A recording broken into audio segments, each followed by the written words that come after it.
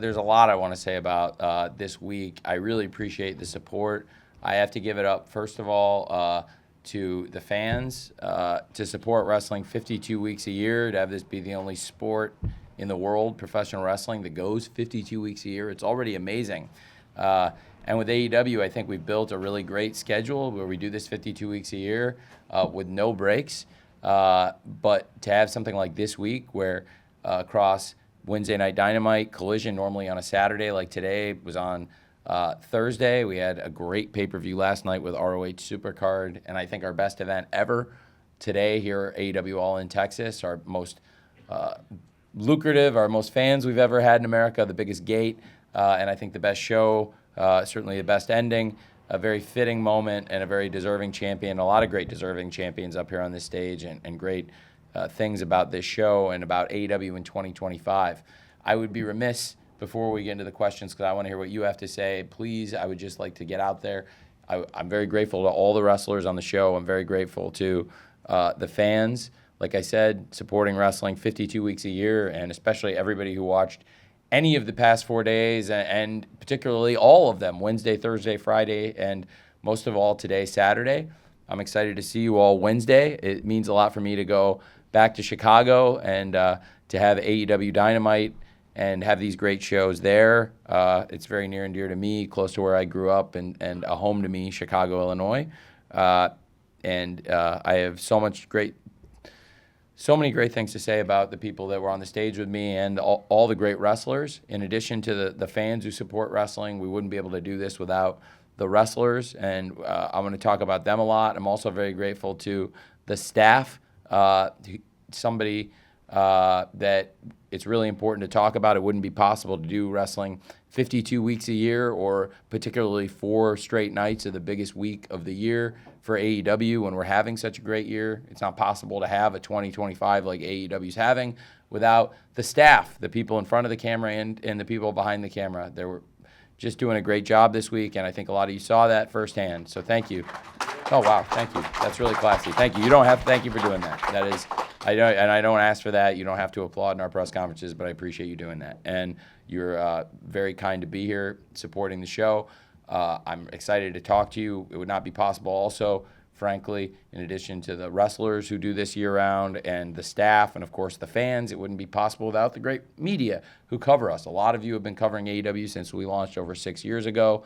It means a lot to see so many of you today.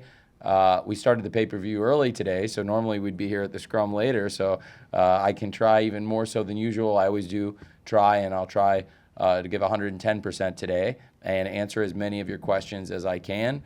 But I would be also remiss before I start if I didn't say it was a great day. The fans have wanted to see a hero in AEW rise up, and it was very fitting to have AEW's anxious millennial cowboy, our great star, somebody who's been aspiring to this moment for so long, and somebody who's been in AEW since day one, and a focus of AEW since day one, to be the focus of that great moment, to have the Cowboy win the Texas Death Match here at AEW All in Texas, our biggest stage possible.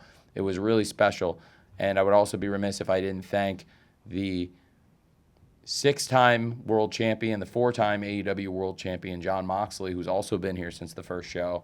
And whether you agree with everything he did or not, he's been one of the most important people ever in AEW. He has done so many great things for AEW, even though he kept the championship in the briefcase, and he pushed people way too far, and he crossed the line many times, crossed the line with people I love, including Bryan Danielson, crossed the line as champion. You can question the methods, but I think Jon Moxley made AEW better as the champion. AEW is having a great 2025, and until this afternoon, until this evening, for the entirety of 2025, the world champion has been Jon Moxley. I think he pushed people, but he also made people better. I feel like in 2025 with Jon Moxley there every week, which if you notice, Jon Moxley is on Dynamite and Collision almost every single week. He's at all the shows, which I really respect because I've been at every show ever, and every Dynamite and every Collision ever. So to see somebody else coming every week and even if you don't agree with the example he sets in the ring, he sets a great example as a pro wrestler. He's one of the hardest working people. Look at the condition he's in and has continued through the hardest hitting matches, the kind of punishment he's been through, a match like tonight, and all the great matches along the way. And it's like Hangman said, everybody in the company tried. Everybody tried to topple Mox.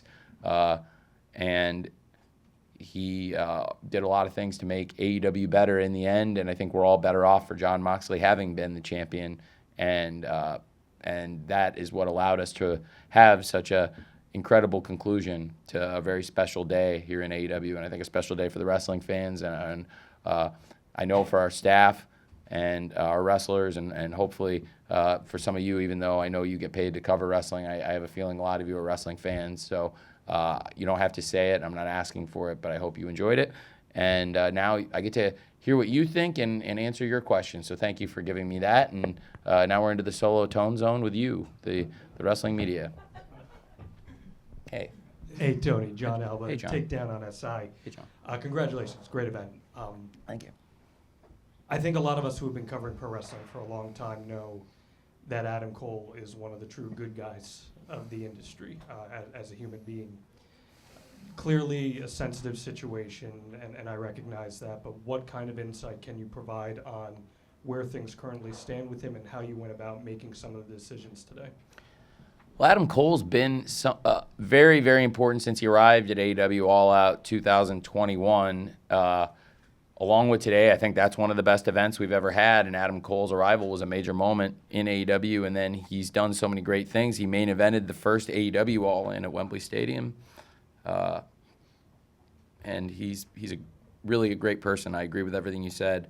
Adam Cole's a great human being, but he's a great wrestler. He cares about wrestling, and the people in wrestling, the people in the locker room love him, and the fans love Adam Cole. So I think that was really hard to hear for everybody. It was hard for me to have a conversation like that, but I fully support his decision to take some time, and I felt like the right thing to do would be to vacate the championship and to give Adam Cole time off, but also to give Adam Cole the time to talk to the fans tonight. So it involves some changes, and yesterday we were absolutely planning, even last night when I was at ROH Supercard of Honor, we're planning for the pay-per-view. We had absolutely put everything in place for Adam Cole to defend the championship against Kyle Fletcher. Adam Cole's been a focus of AEW in 2025, and in Collision almost every single week, I think, this year we've seen Adam Cole. And I was really looking forward to Kyle Fletcher versus Adam Cole for the championship tonight. And coming out of Collision, of course, we had a great six-man tag match. It was a trios match with Kyle Fletcher and RPG Vice, Rocky Romero, and Trent Beretta versus the Paragon of Kyle O'Reilly, Roderick Strong, and Adam Cole. And the trios match, coming out of it, Adam Cole, he came back. We talked. He was definitely planning to be at the pay-per-view, and even yesterday we had talked, but very somewhere between late last night and early this morning, let's say, earlier this morning, we talked, and he just wasn't feeling well, and that's the unpredictable nature of some of these kinds of injuries, and I think it's really important Adam Cole takes the time to get right because he's a great figure in AEW. He's been a great TNT champion. He won the first ever Owen Hart Foundation tournament at Double or Nothing. He's been a great champion in Ring of Honor and all over the world, and like Adam Cole has said himself, almost every company he's been in, he's been a top guy in front of the camera, but also I think those of us who work in wrestling know also a top guy in almost, I think it's fair to say, over the last 15-plus years, every locker room Adam Cole's been in. He's been one of the most respected, revered people. So it was certainly hard for us to hear that, but I spent the night thinking about how to address it, and I felt like the fans did deserve to see the TNT title defended. And I think given the emotional nature that we weren't expecting of Adam Cole going out and speaking from the heart and giving his honest feelings that he just needs to take some time. We don't know when he'll be able to wrestle or when he'll be able to speak to the fans again, but I just want him to take some time and just get, the right thing to do was for him to vacate the title and just talk to the people and have that moment with the fans, because the fans all over the world have a great connection with Adam Cole. I mean, we just saw Adam Cole as the TNT champion in Grand Slam Mexico.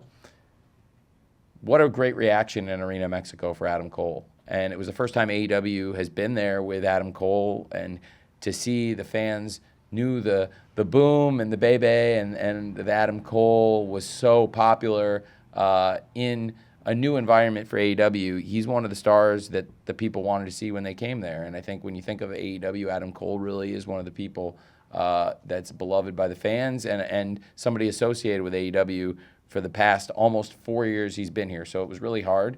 And I knew, given the emotional nature and frankly, it would be hard to hear for a lot of people and some sad emotions, I wanted to give the people an opportunity to have a match, and it worked out. It was to have a storybook moment. Thankfully, Dustin was able to pull it out, and it's pretty incredible to have Dustin at this point. 3 matches in 24 hours across multiple promotions, multiple kinds of matches, and it made a lot of sense. Dustin in there with 2 former TNT champions, and the number 1 contender. Kyle Fletcher had gone out and wrestled Daniel Garcia in the main event of Collision 100, and they had both confronted Adam Cole at the beginning of Collision 100. It was a great show, a great event. Adam Cole, throughout this entire 2025, has been basically on Collision every week, wrestling, singles, tag matches, trios with the Paragon, commentating, just about everything you could ask for, and we all really believe in him. And when I heard he was out, I wanted to give the fans a great match, and it made sense to have the number 1 contender go out and fight a former champion who's been in the mix, the person Cole defeated for the title, give Daniel Garcia another chance on the big pay-per-view stage, to have Sammy Guevara, a 3-time TNT champion, who won $100,000 four-way and has re-entered AEW recently, but also been reinvented as a tag team champion with Dustin Rhodes. And then, of course, Dustin Rhodes, who, like I said, I mentioned it before, but just to reiterate, Dustin Rhodes has been so close so many times, and I'm very cognizant of that. Just to reiterate, Dustin Rhodes had close calls. He had close calls in the original TNT. He was in the semifinals to be the first ever TNT champion. And as I said, it was in April 2020 when we were crowning the first champion. I think that was probably the last time Dustin wrestled 3 matches in 24 hours. Because like I said, he had the match with 8 and 9 on Wednesday night, and then he had wrestled Kip in the first round, but then, of course, Lance Archer went to the finals at Dustin's expense. Cody almost threw in the towel on Dustin then, and Dustin wanted to fight on, and he fought and had a great semifinal match. And then he got even closer to the title. He wrestled Mr. Brody Lee in September of 2020 in Daly's Place in a great championship match with maybe the greatest TNT champion, I think, ever, Mr. Brody Lee, who had a very special run that Dustin was a part of then, with a great match in September 2020, I believe, right after All Out 2020.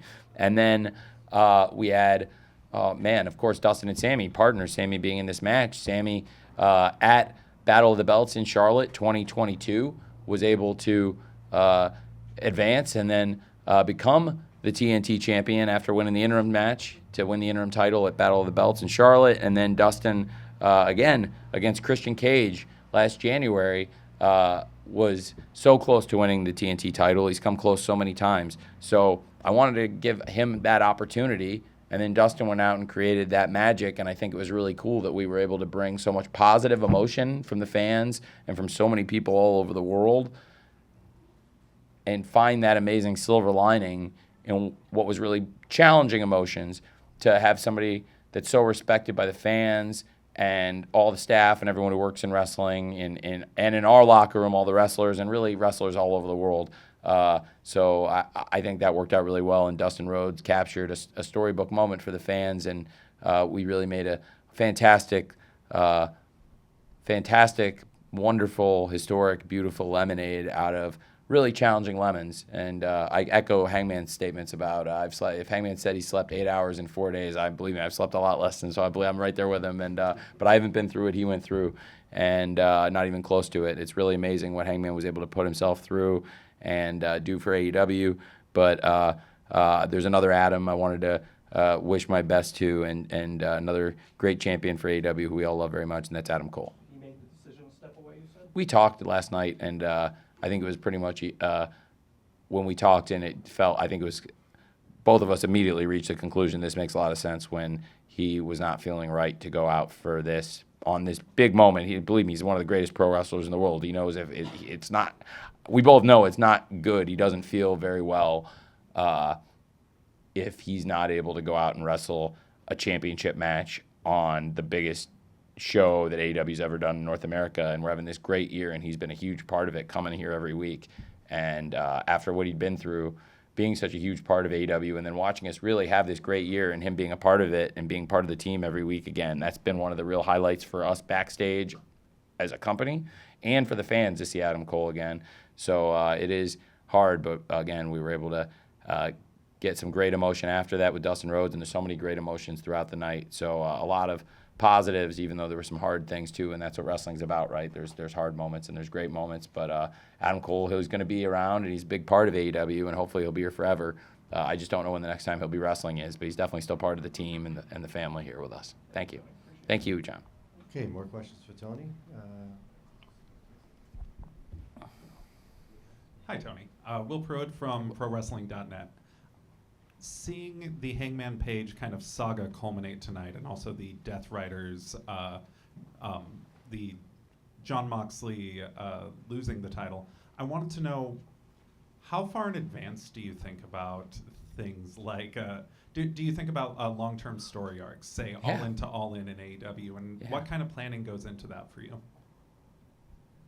This is certainly something I could have imagined last year at All In, that this would have been, but who knows? I mean, it has to play out. Everyone has to step up and play their part. You can just like in football, it's great to draw things up on a piece of paper, but the players have to go out and execute. And a lot of times then things happen, and you call audibles in football. People go out there. There's injuries. There's unpredictability. You think somebody's going to zig, and they zag. So then you have to do the opposite of what you might have thought you were going to do. But in this case, this is one of those times where I really think that when we were at All In last year, and knowing that Bryan Danielson had that amazing moment. I sat on the stage at All In last year in Wembley Stadium with London, and that was a great day. And it was a totally different kind of emotion, and the company was in a different place. And right now it feels very special because the company's having this amazing year. This is a real high point for us. But also looking back, if Bryan had to step away, it's great Bryan reached the highest heights, but also that the way Bryan was taken out, if you look back, it really got the company to a great place. Like I said, there were a lot of things that were hard. You may not have agreed with Jon Moxley's tactics as the champion, or the way he treated the locker room and beat up a lot of the wrestlers, and really is one of the most brutal pro wrestlers, as you saw, the kind of brutality and the kind of lengths he was willing to go to time and time again to dominate the company, but also we all got better with Jon Moxley as the champion. AEW got better with Jon Moxley as the champion, so I take my hat off to him. But at the same time, if, again, positives you can take from something hard. If Bryan Danielson had to step away from wrestling after that championship match and what Mox did to him, and after it broke up their wrestling family, then it's a really positive thing, and where we've gotten here at All In Texas to have that Texas Death Match be the culmination. And that's a special thing about wrestling, when your imagination can play out, but but that's what's, like Hangman said, nothing can prepare you for what this kind of competition is. So believe me, whether it was in the pandemic or like John was asking me about today with Adam Cole, who had a great series of matches in 2025, and also has been a big part of the shows week in, week out, on every week on Collision, and a lot of the Dynamites too. And like I said, went down to Mexico and was part of our biggest show of the year, Grand Slam Mexico. Certainly nobody predicted even 24 hours ago that Adam Cole wouldn't be defending the TNT Championship tonight, or that Dustin Rhodes would be the TNT Champion. So there's a lot of changes and things happen. But I also gave some thoughts earlier this week, and I think it was an interesting point, actually, to bring up, because I haven't used the analogy as much, but it's frankly a great comparison in sports.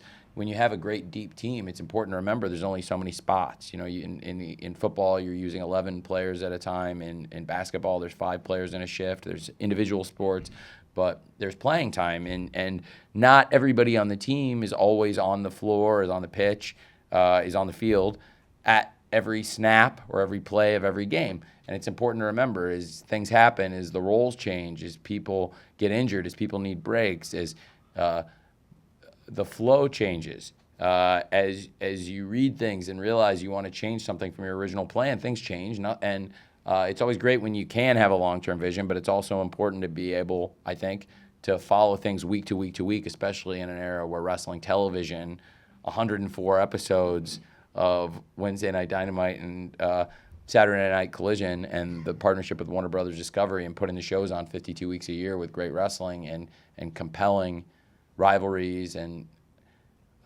the best wrestling and the best wrestlers in the world.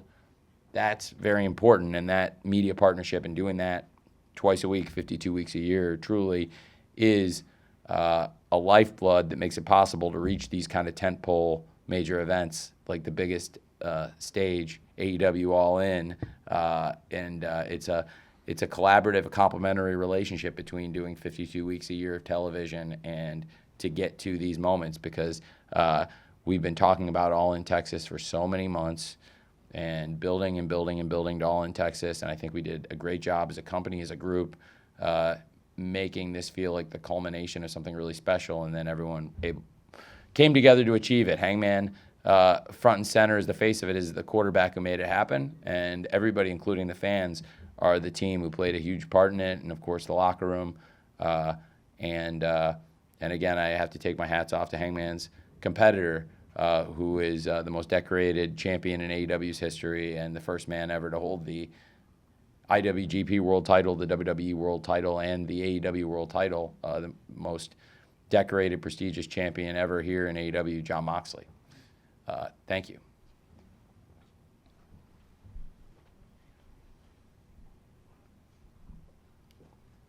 Hello, Tony. Jorge Cervera with Lucha Libre Online. I want to ask you 2 questions. Sure. Very quick. Okay. You got this great partnership relation with the CMLL. So I would like to know, in your opinion, how important is the culture of the Lucha Libre into AEW?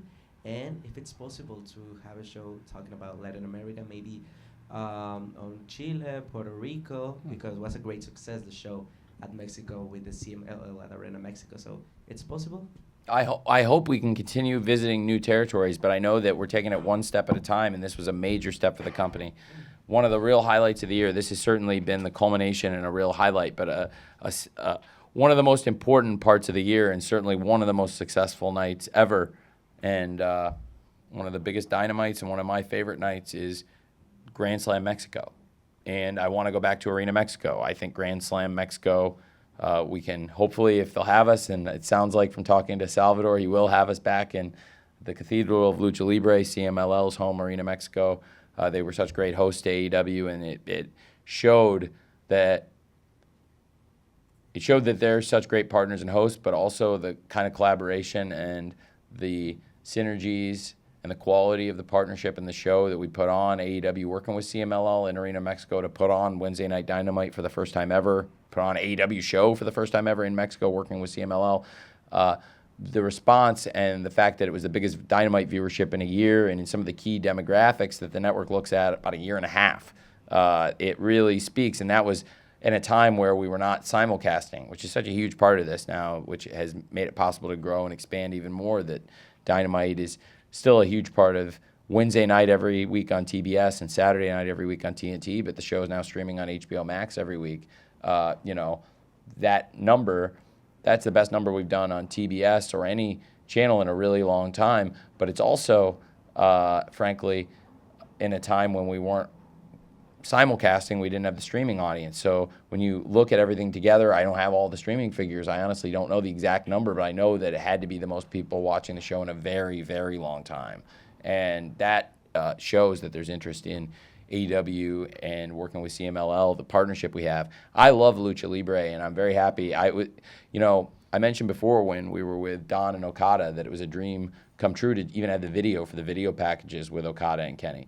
I'm a big CMLL fan. It's really cool to work with them. We didn't have that relationship. It really came a couple years ago, and it's built. And Salvador and I, we did a Zoom in 2023, and AEW's having this great 2025, and all these seeds we planted, even though not every single thing we did over the past few years, not every single thing is always going to work. Nobody bats 1,000, but all the seeds we planted have grown, and we've bloomed so many great things. One of the great things is the relationship with CMLL. So to be able to put that show on, and for Salvador to tell me he wants to have us back, hopefully we could do Grand Slam Mexico again. And I think it can be a success again. It was already one of the biggest successes we've had. But as a big fan of Lucha Libre, I'll spare you coming up here and saying all the names of my favorite wrestlers from CMLL in the early 2000s. But when Mystico was on top before he departed, that's really the era, the whole 2002, 2001, 2002 to kind of 2010 was when I was a huge CMLL fan. I followed it too then after, but Mystico is one of my all-time favorites. He was such a huge star, and to have Mystico be a part of the AEW presentation, part of our AEW All In, go to Arena Mexico and embrace him like the kind of iconic star he is, and then bring in a lot of the top stars in Lucha Libre from CMLL that we've worked with, like Mascara Dorada, Atlantis Jr., of course, and Mystico, Persephone, La Catalina, and so many others. It's just been great, but also to have AEW's top stars go to Arena Mexico and do very, very well. We've seen so many great stars. Earlier, last year we saw the BCC go down there with Bryan Danielson and Jon Moxley and Claudio. Matt Sydal was there. And then they had a great showing. But now in more recent shows, we've seen Mercedes Moné, a Grand Slam, capture the CMLL World Championship and now be a more active part of our team down there. MJF is the American champion down there, and MJF's got some personal rivalries down there now and a lot of history in CMLL he's built as a really hated Rudo. And certainly for AEW, it's really cool.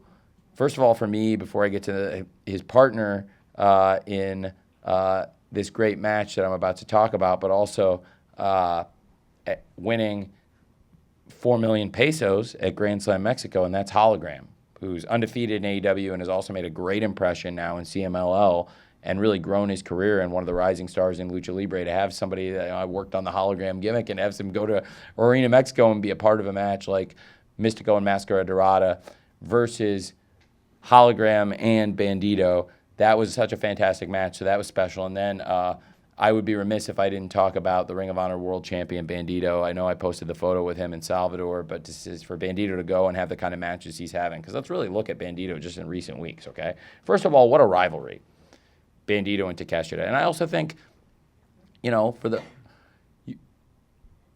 have to look at the budgets of the shows because we have hundreds of millions of dollars in the AEW TV contract across Dynamite and Collision. That for what we do on Ring of Honor, the big pay-per-view tentpoles, they always deliver, and I think this was maybe the best show yet, and it culminated in maybe the best Ring of Honor title match I've ever seen, certainly for the men's world title, and the time I've owned it, I think Bandito versus Takeshita was just fantastic. I have so many great things to say about both of them.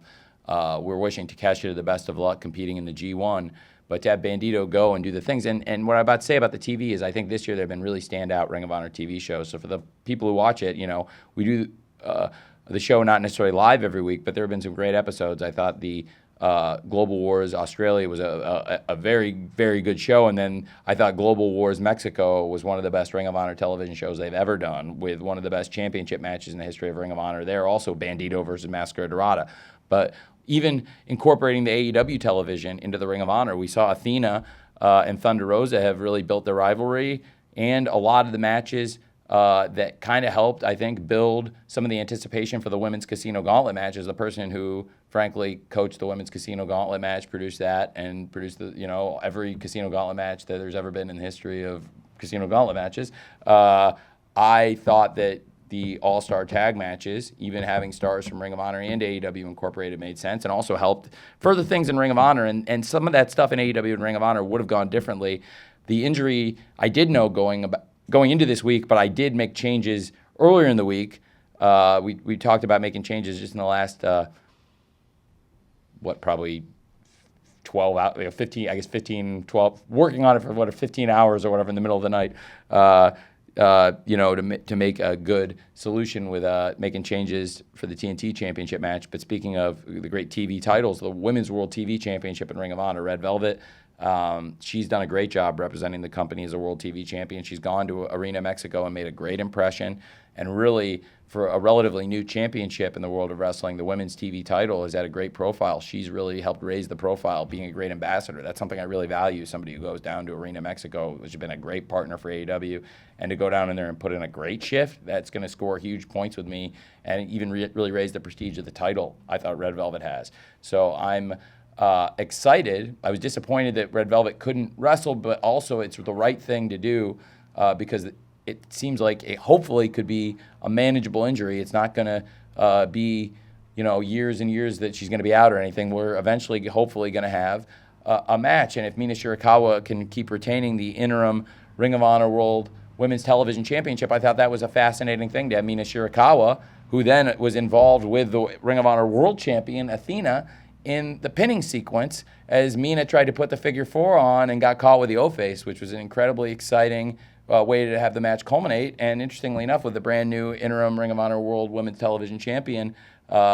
getting pinned by the Ring of Honor World Women's Champion, who's held the belt for years and was actually teaming with Red Velvet in the match she got hurt in against Persephone, who's another great wrestler who was in that match, and Thunder Rosa, who teamed with Athena in ROH, Thunder Rosa, who wrestled Athena in ROH, but also was in these tag team matches in AEW against Athena for weeks. I think that helped having the rivalries across AEW and ROH, being able to call them together when it makes sense. We saw Dustin Rhodes today as somebody who actually became a champion now in both ROH and AEW at the same time. That's happened before. It'd be interesting now with Athena having the right to challenge for a world championship. So we've done a lot of exciting things with ROH this year, but somebody who was in ROH even before I owned the company that I have a lot of respect for is Bandito. And to go back and look at what Bandito's done in recent weeks, he had this incredible match with Takeshita, but they've really built this rivalry. Takeshita put the challenge out at Global Wars Mexico after Bandito retained the title. Another one of the greatest matches, like I said, against Máscara Dorada. One of the best tag team matches we've seen all year was Bandito and like I said, Bandito and Hologram against, I loved the Bandito and Hologram against Máscara Dorada and Mystico match, but I was also about to say that I really loved the Brody King and Bandito versus Protoshita, Takeshita, and Fletcher match on Wednesday. The six-man tag, I think, with Bandito and Roderick Strong, Kyle O'Reilly against Young Bucks and Takeshita was absolutely fantastic. There's been a lot of great matches along the way in the Takeshita-Bandito rivalry, but Bandito, I think, all around is having one of the best years of any wrestler in the world. He's a great world champion, and he is somebody who's had a great week, but I think he's just having a great summer, one of the best wrestlers in the world right now, and he had a great match last night, too, so I'd be remiss not to bring him up. And working with CMLL and having these great stars in AEW who are great Lucha Libre stars who are now also becoming, I think, fan favorites and being well-received and respected stars in Arena Mexico. We're making huge progress there, and I'm very appreciative of the partnership and working with them. Thanks for asking.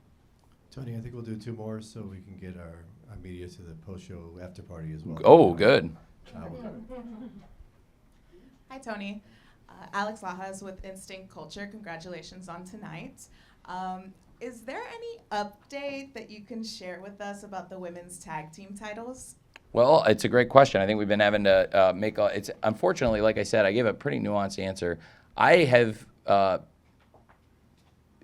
if I had sent a bracket out, I would have changed the bracket in the last few weeks several times.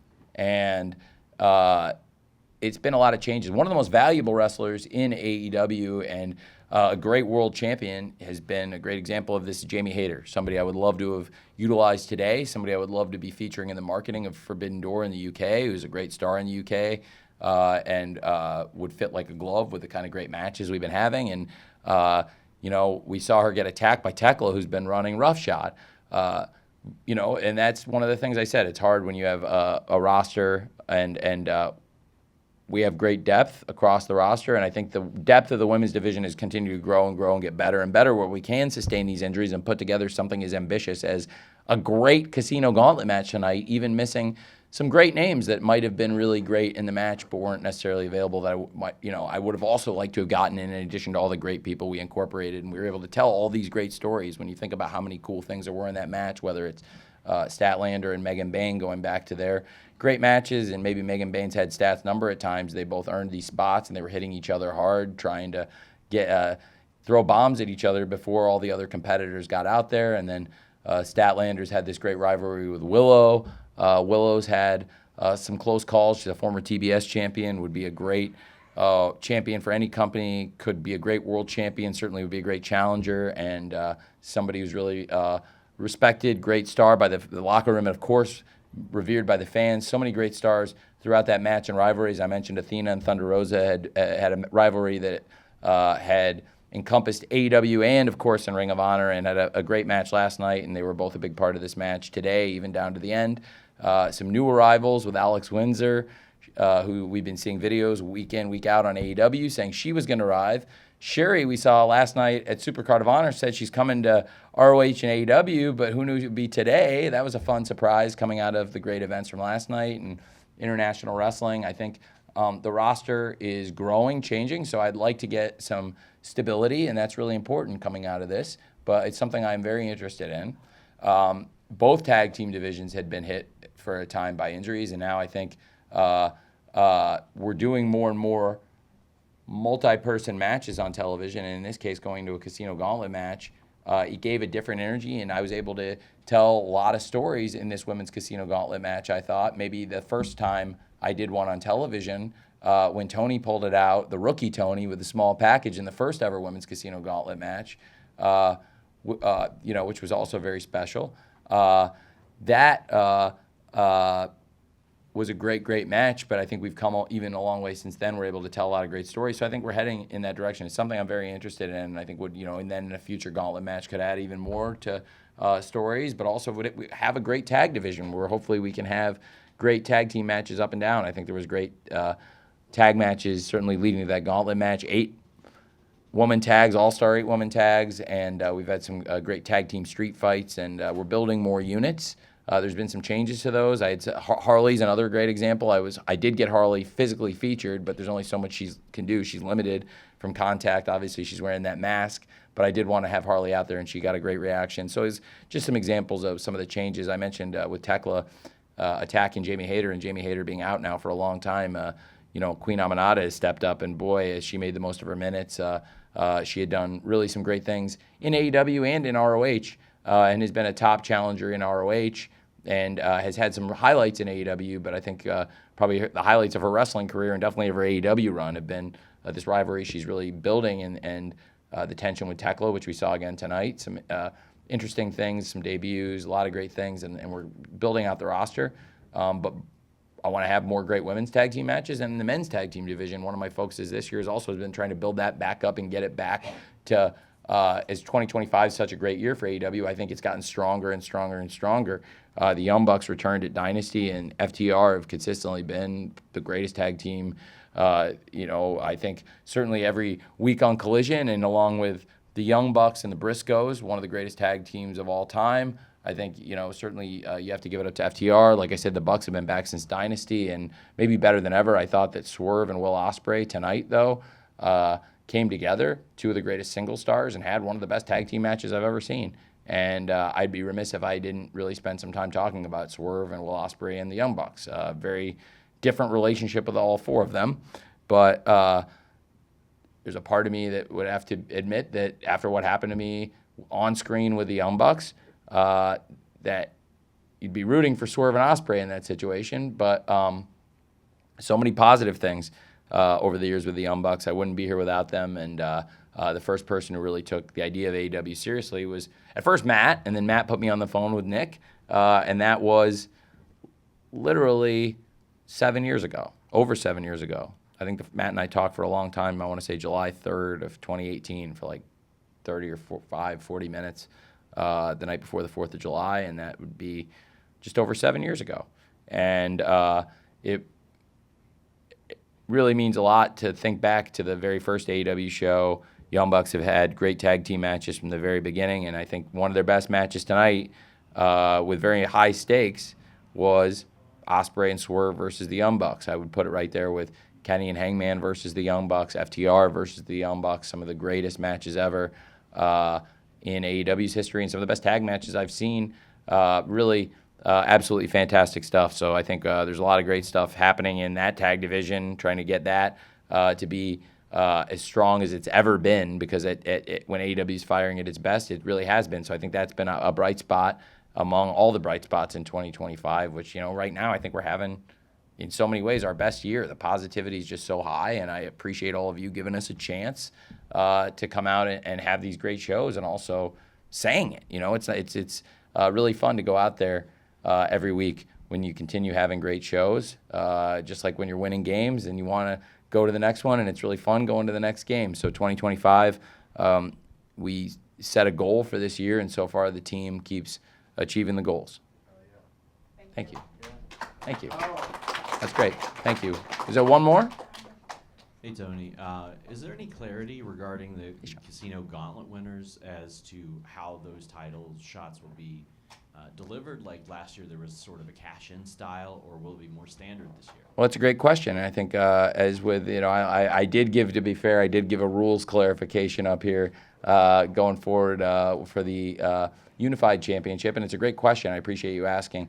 I will be giving more clarity to that on the TV shows. Thank you for asking. Of course, last year with the Casino Gauntlet winner, that was the format, and it's been treated different times, different ways. If you remember the very first Casino Gauntlet match going into Double or Nothing last year, we had in Daly's place Will Ospreay won the first Casino Gauntlet match, and we knew then that he would be wrestling for the international title at Double or Nothing. And we had a set stake on it. Of course, last year it was a contract that could be cashed in at any time.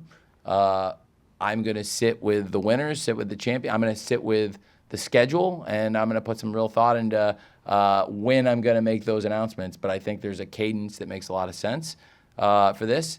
But I think it would be safe to say that the challengers in this case, after MJF stepped up against such a talented field, frankly, and you have to give the devil his due, and Athena against one of the greatest groups of wrestlers and the first ever women's pay-per-view Casino Gauntlet match.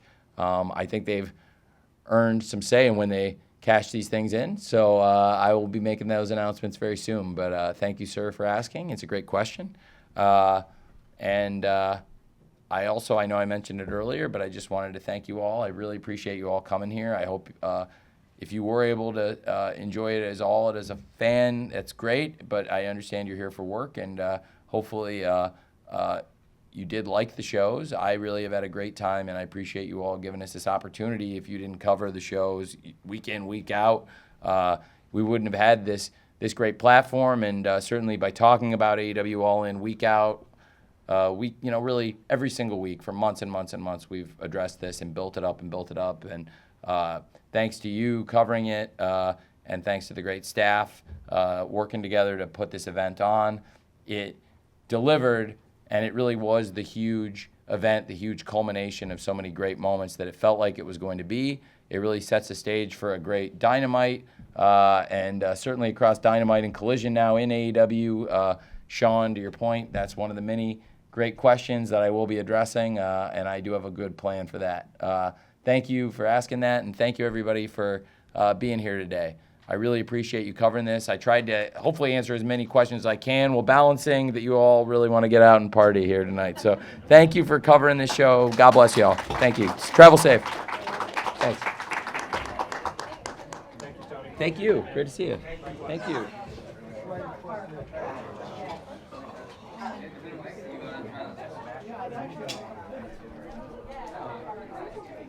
Everybody, real quick. Hold on. Can the media just stay in the room until Tony leaves, please? And then just one quick thing. I don't know if you heard, you might not have heard the commentary, but just for stats. In attendance tonight, fans from all 50 states and 29 countries. That's 50 states and 29 countries were in attendance tonight. We encourage everybody to go to Texas Live and check out the tailgate party. And on behalf of the entire PR staff, thank you for all the coverage. This success would not have been possible without you guys. And hopefully we've been great to work with, and we look forward to continuing working with everybody in this room. Thanks, everybody. Thank you, Have a great night. Appreciate you, Adam. Adam. That's my question.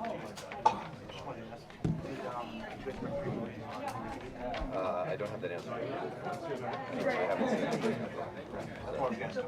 I do not. Yeah.